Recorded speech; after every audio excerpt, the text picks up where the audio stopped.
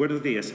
Comenzamos con una cuestión que planteó Pepe sobre el teorema de Bell, que ataca lo que son las raíces y los principios de la mecánica cuántica, ¿no? Todo comenzó con una paradoja que se llama la paradoja EPR, allá por el año 1935, con la publicación de un artículo liderado por Albert Einstein, en el que atacaba varias cuestiones de la mecánica cuántica. Lo que veis aquí en portada es una noticia del CERN en el año 2014, con motivo de la celebración de los 50 años del teorema de Bell. Pero para entender el escenario del teorema de Bell, previamente hay que ver el escenario, ¿no? Unas pinceladas sobre el tema del escenario, ¿no? El mundo, digamos, macroscópico en el que nosotros percibimos la realidad es un mundo que está gobernado por el determinismo, la localidad, ¿no? Y, sin embargo, el mundo microscópico está dominado por un esquema completamente diferente, ¿no? Recordar el principio de incertidumbre de Heisenberg. Hay un marco de indeterminismo, ¿no? Está dominado por la probabilidad. Y otro aspecto muy significativo del entorno cuántico es lo que se llama la no localidad. Es un mundo que está dominado por lo que se llama la superposición de estados. Los sistemas cuánticos pueden estar en un estado A o en un estado B o en una mezcla de un estado A y B. O los escenarios de entrelazamiento cuántico, bien sean fotones o bien sean partículas complementarias y demás, ¿no? Entonces, en este marco es donde, por una parte, aparece la paradoja EPR, tratando de argumentar que la teoría cuántica, más que fuera incorrecta, intentaba argumentar que era una teoría incompleta, ¿no? Y que había otras variables locales ocultas que darían el determinismo. Exactamente. En esa etapa ya, que era el año 1935, más que atacar que fuera incorrecta, lo que decía, bueno, debe ser incompleta, hacen falta variables adicionales, variables ocultas o desconocidas, y por eso aparece este indeterminismo, ¿no? Y el teorema de Bell rompió y corroboró un par de décadas después los principios básicos de la mecánica cuántica, ¿no? ¿Cómo es posible que esté conectado el mundo microscópico con el mundo macroscópico? Pues hay una relación que se llama de emergencia. A nivel macroscópico nosotros lo que vemos son propiedades colectivas de un montón de elementos cuánticos, de partículas cuánticas, ¿no? Y lo que vemos son esas propiedades colectivas. Por eso es tan diferente el mundo microscópico del macroscópico, ¿no? Esto un poco más adelante, a lo mejor en alguna charla vamos a dar alguna sesión sobre este fenómeno de emergencia o la jerarquía que hay en la ciencia de distintas teorías a distintos niveles y cómo están conectadas unas con otras. Y esto no es ninguna incoherencia, es todo lo contrario, es lo que la ciencia actualmente, cómo está organizada. Son una serie de teorías jerárquicas que unas pivotan sobre otras y lo que hay una relación de emergencia. ¿De acuerdo?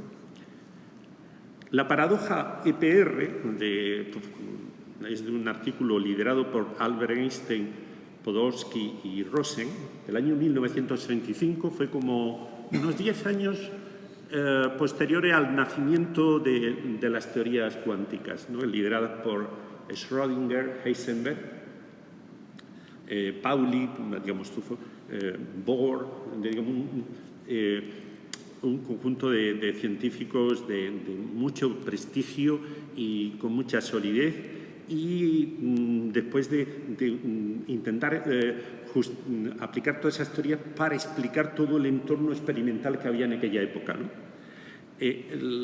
Einstein tenía una gran intuición, sin duda, y no obstante había ciertas áreas que a él no le convencían como era, por ejemplo, ese aspecto indeterminista de las teorías cuánticas y la expresión famosa de Albert Einstein que decía, Dios no juega a los dados, ¿no?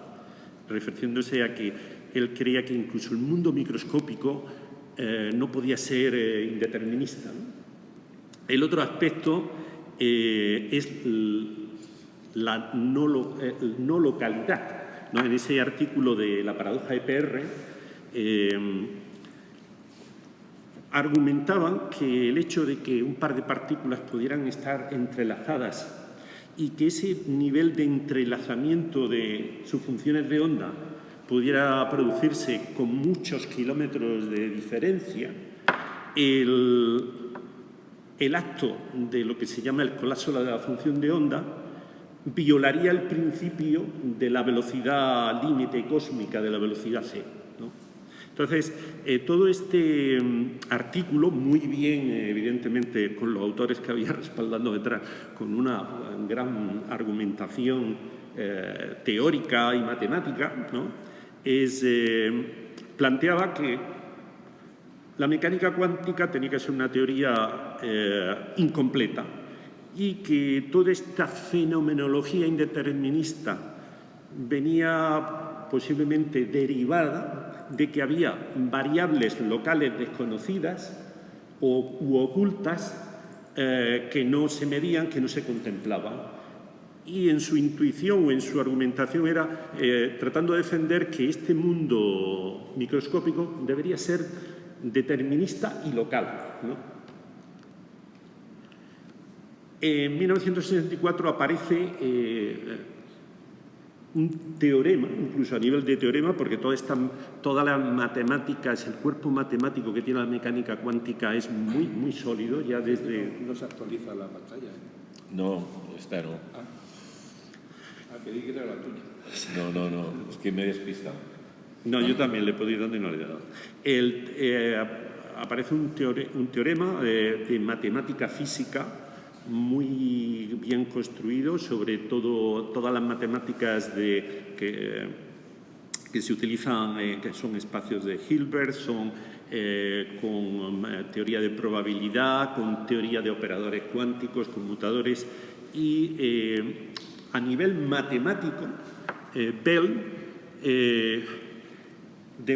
construye unas ecuaciones, son en realidad unas ecuaciones de tipo desigualdades, que, aplicadas a escenarios cuánticos experimentales, permiten decidir si se cumple o no lo que el argumento del artículo EPR.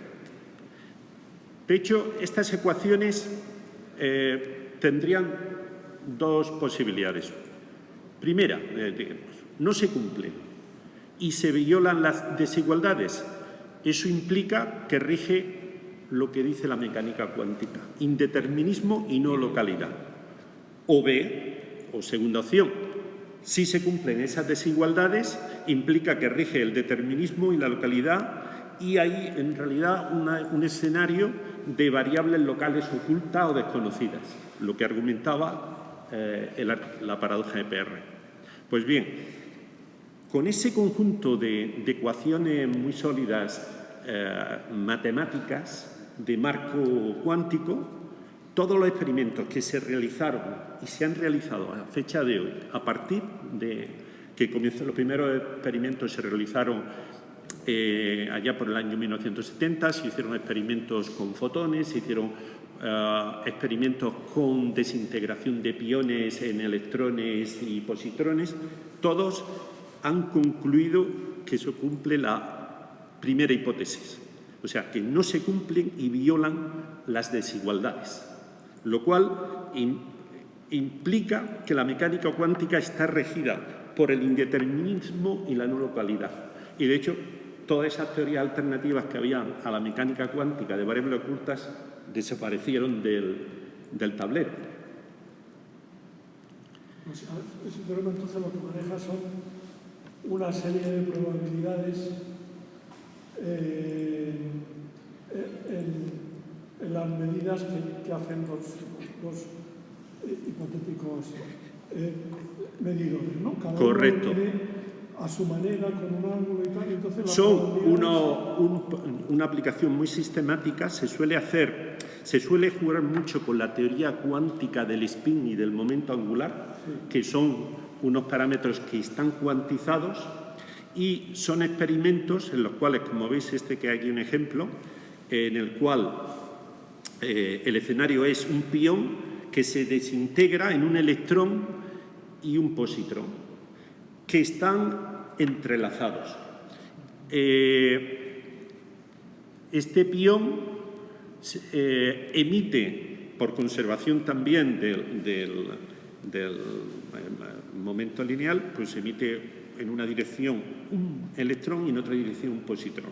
Y lo que se utiliza son partículas, son fermiones de spin medio, y lo que se utiliza son un par de detectores.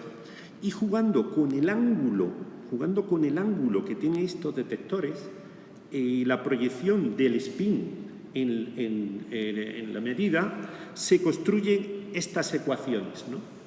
Por ejemplo, en este escenario, según la teoría cuántica, la probabilidad, que es el producto ahí de los spines de las dos partículas desintegradas, tiene que respetar esta fórmula. La probabilidad de A y B es igual al menos el producto, es un producto escalar, ¿vale?, de A y B. A y B son vectores, ¿de acuerdo? Y el teorema de Bell construye esta otra ecuación, que con una variable, con una teoría de mecánica cuántica más variables locales ocultas, se tendría que cumplir la segunda relación, ¿no? Y entonces, en todos los experimentos se ve que se viola la inigualdad, no se cumple. Digamos, es un cuerpo matemático muy, muy sólido y refrendado con todo un conjunto de experimentos hechos con fotones, electrones y positrones, distintos átomos en procesos de desintegración y demás. Digamos, hay un refrendo total de que la mecánica cuántica, en sus raíces y en sus principios, es indeterminista y no local, ¿no? Siempre el tema de la no localidad rompe mucho mentalmente el hecho de que pues eso, que dos partículas que están muy, muy, muy lejanas, cuando se hace una medida, por ejemplo, del spin de una, automáticamente se sabe o se predetermina el spin de la otra, ¿no? Y esto parece que tiene que haber algo que se transmita a distancia. Un nexo. Y no, es que ocurre que a nivel microscópico esas partículas están realmente entrelazadas y sus funciones de onda están tan acopladas que en realidad no es una partícula, es lo que se llama una dipartícula. Es un estado conjunto y no es que tiene que haber una transmisión y una decirle a la otra. Es que es un objeto que no está local, por eso es que está extendido en el espacio. Sí, por eso cuando... Está claro que es una localidad. Claro, esto es lo que a le rompía un poco el esquema y decía, pero si yo en toda mi teoría relativista ya he marcado muy bien que hay una velocidad límite, la velocidad de la luz, ¿no? Pero la realidad a nivel microscópico es así, es muy diferente de a nivel macroscópico. ¿Y esa distancia entre las partículas tiene límite?